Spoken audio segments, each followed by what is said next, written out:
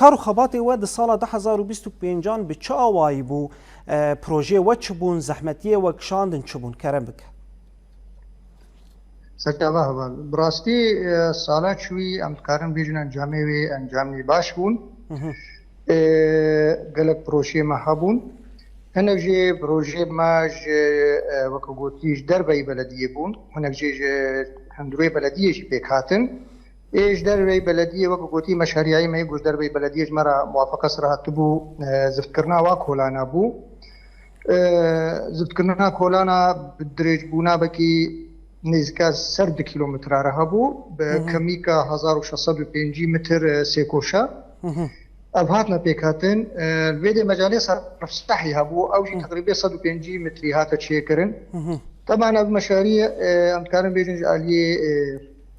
مجلس تنفيذي وابو ماليا بشتيبو براسي مشاريع جزء بيصل هاتمون هلدان جوابه يتربون درفتي دستي أم بيجن عليه مالية داد عليه مجلس تنفيذي داد جمع أمش وطني دس مكتن بلكي خير نذكر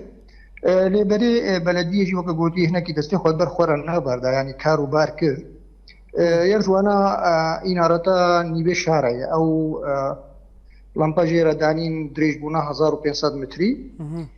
منتجع أكتشيكر أو منتجع جي جهي ليستوكا زاروكا تدي ملعبة مسبحة مطعم خوارنجها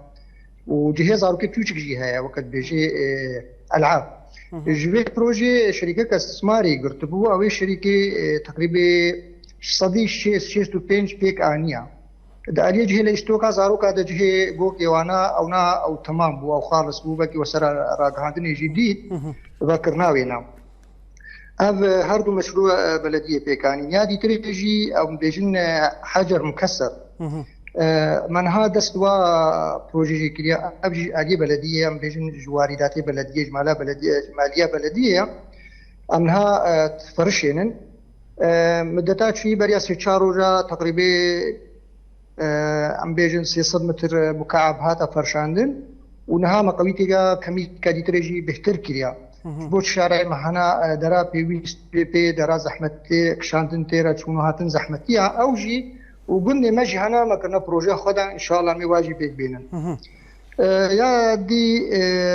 ابار هبون دا ابار هبون عمل الشعبي الواري كريم بلدبو يبجي تمام بويا كولانا خلاص بويا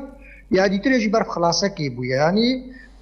راس العمل الشعبيه بس البيدي قسمي ما يفن يجي تعذيره يعني بن اشرافاوي ده متابعه كي شوفنا هنا برنجه كي باشتكي